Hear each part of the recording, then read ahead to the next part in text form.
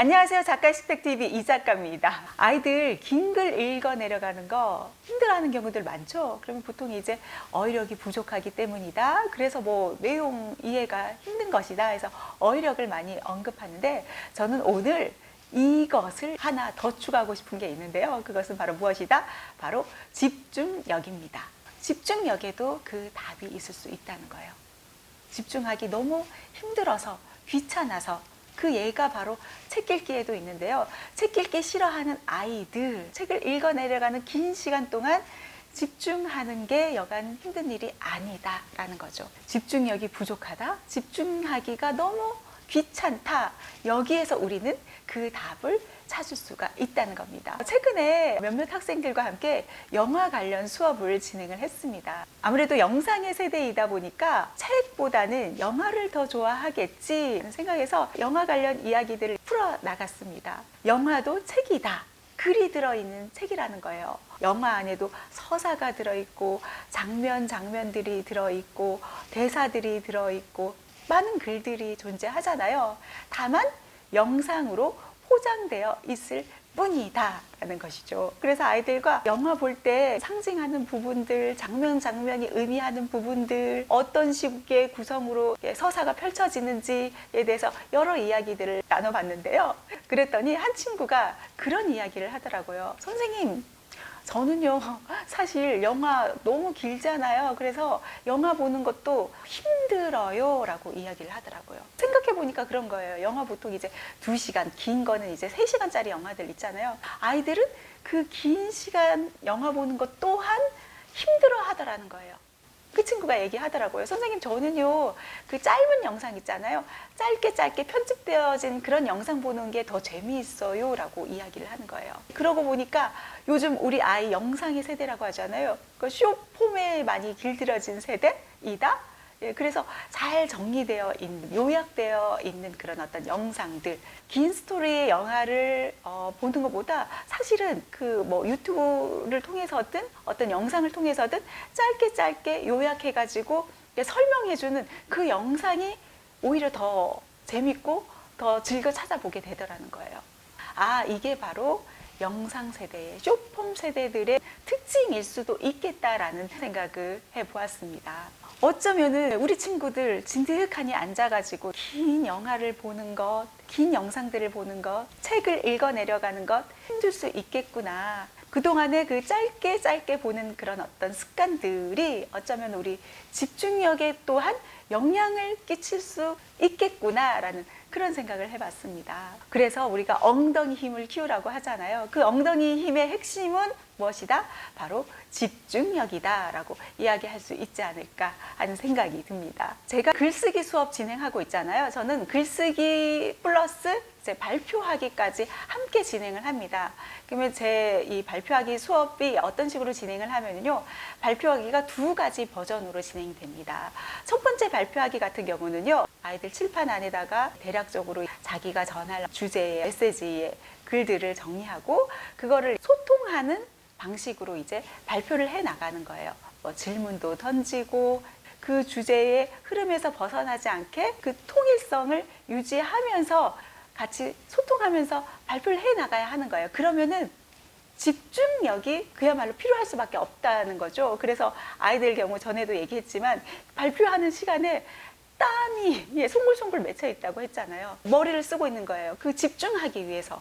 아, 이 친구 집중하고 있구나, 머리를 쓰고 있구나, 저는 그 땀을 통해서 파악할 수 있거든요. 그래서 힘든 거예요. 이런 발표하기 과정이 집중력을 향상시킬 수 있더라는 거예요. 이제 첫 번째 발표하기의 경우 그래서 굉장히 힘들어 하거든요. 줄줄줄줄 써진 글을 읽어 내려가는 식의 발표가 아니라 질문하면서 발표해 나가는 그런 형식이다 보니까 친구들이 그 시간만큼은 집중해서 발표하고 그 시간 굉장히 힘들어 합니다. 그런데 어느 순간 이게 잘 자리하게 됐을 때 그때는 편해하죠. 근데 이제 2번째 발표하기는 어떤 버전이냐 하면은 그냥 우리가 노트 안에다가 글을 쓰잖아요. 그러면 그 써진 글을 그대로 읽는 거예요.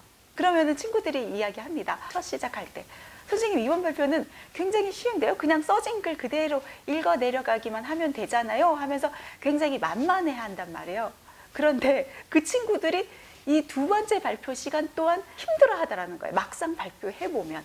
왜냐하면은 짧은 글인 경우는 상관이 없는데 좀 길게 친구들이 글을 써 내려갔단 말이에요. 한 페이지 가득, 두 페이지 가득, 긴 경우는 세 페이지까지 글을 썼단 말이에요. 그러면 그 글을 읽어 내려가는데 한순간에 집중력이 흐트러져 버렸다?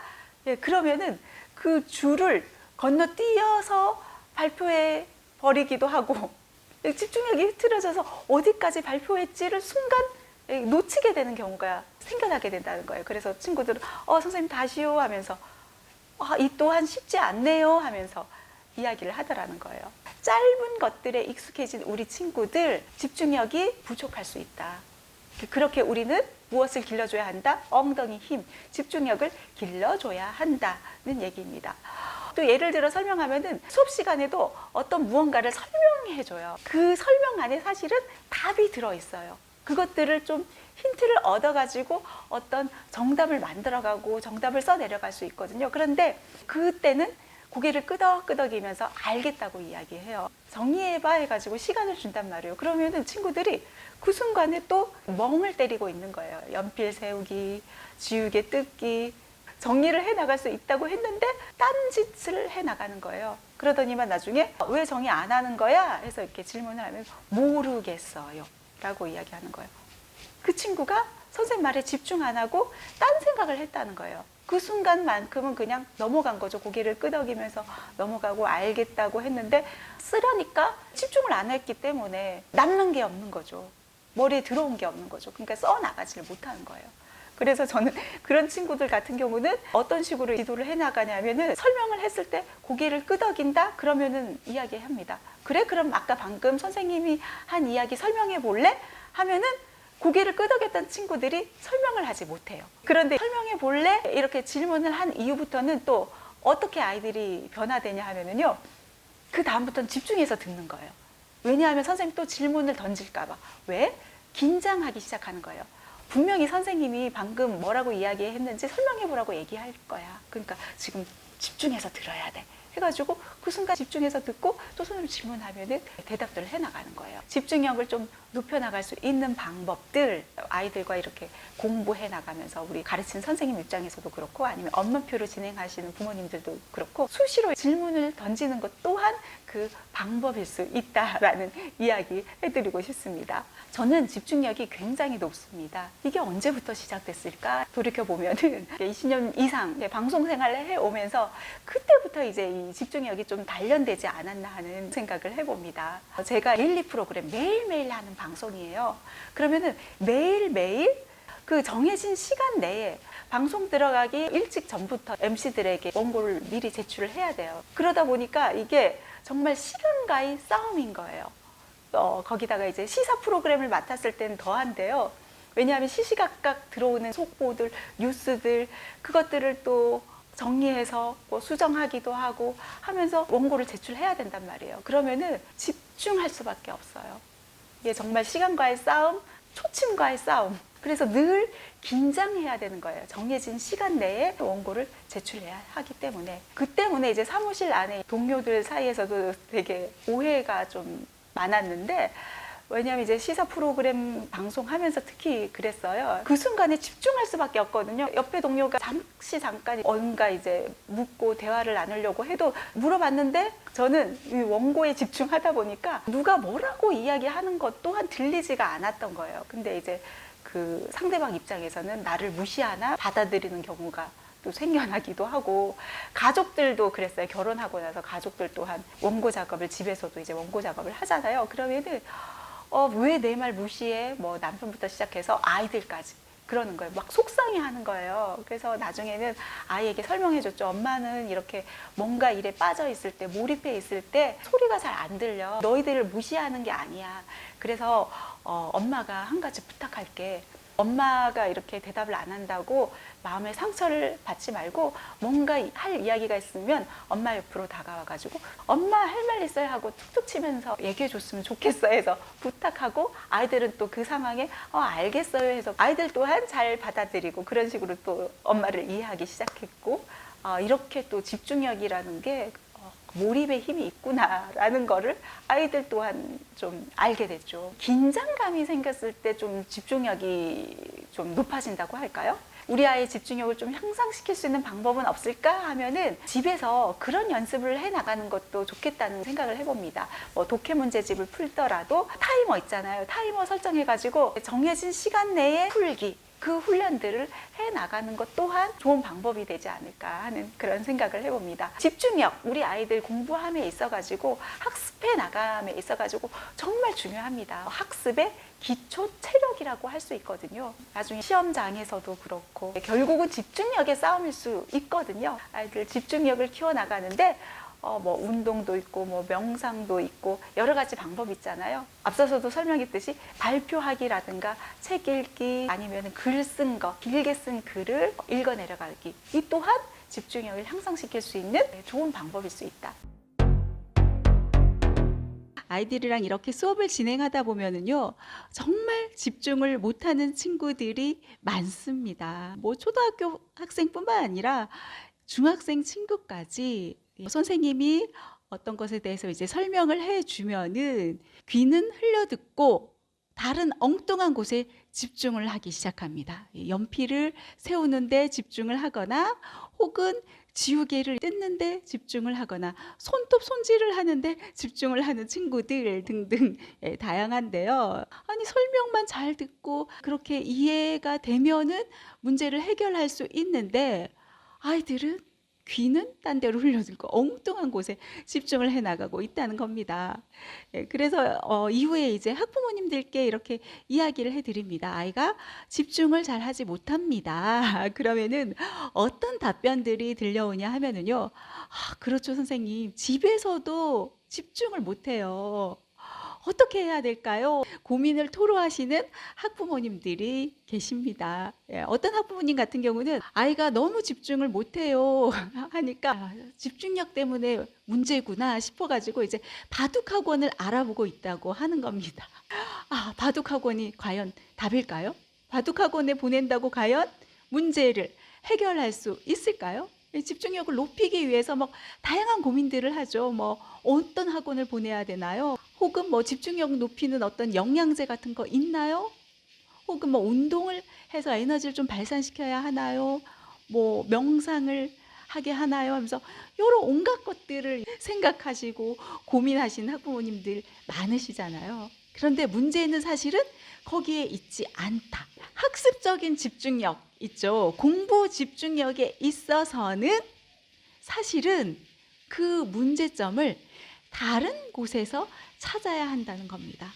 뭔가 어떤 수업 시간에 집중을 못해요. 이런 이야기를 많이 듣는다. 수학학원에 갔더니 집중을 못해요. 이런 이야기를 많이 듣는다. 그럴 경우에는 이 아이가 학습적인 부분에 있어서 뭔가 힘들어 하는구나. 많이 어려워하고 있구나 해서 더 많이 애정을 갖고 관심을 갖고 도움을 주셔야 한다는 거예요. 아이가 이것 좀 해결해 주세요 해서 어쩌면 액션을 취하고 있는 것일지도 모릅니다.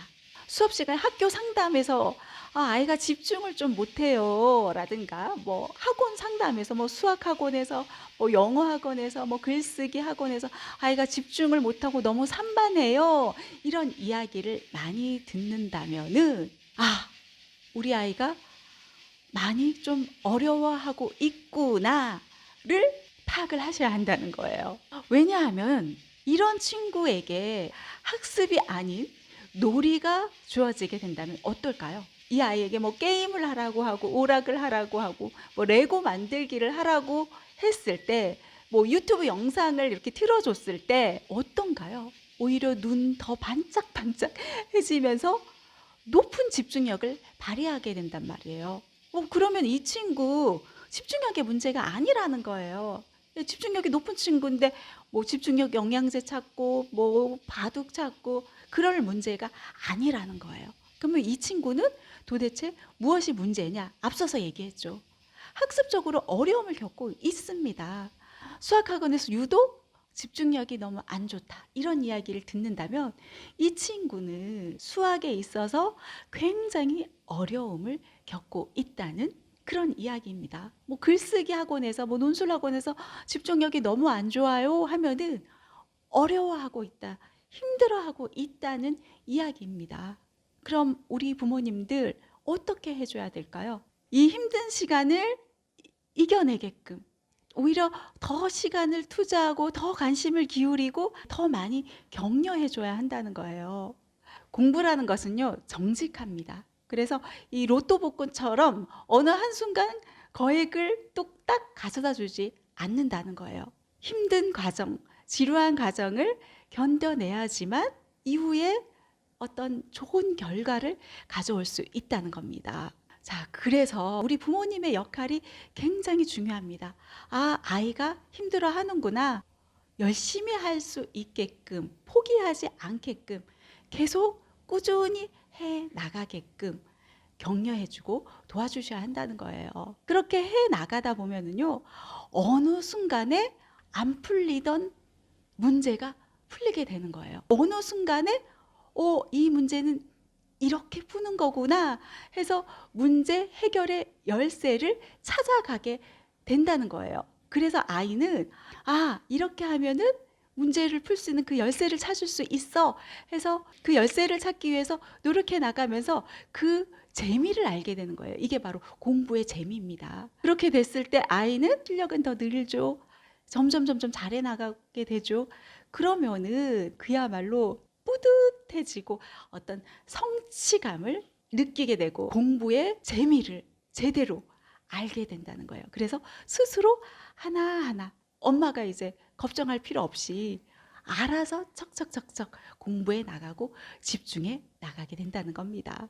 집중 못하는 아이, 과연 무엇이 문제일까요? 어떤 부분에 집중을 못하는지, 우리 아이가 어떤 부분에 힘들어하는지 좀 더 관심을 기울이고 부모님께서는 좀 도움을 주셔야 한다. 그리고 자꾸 격려해 주면서 지금은 힘들 수밖에 없어.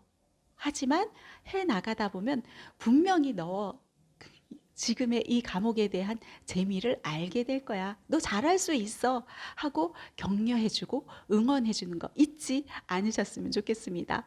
그런데 또 이런 친구들도 있어요. 우리 아이는 학습에 있어서 문제가 없는데요. 이해력도 굉장히 좋고 보면은 척척척척 잘 해나가는데 학교에서 상담해 보면은 집중을 못한다 이런 이야기를 많이 들어요. 이런 친구들의 경우는 어떤 경우에 해당되냐 하면은요.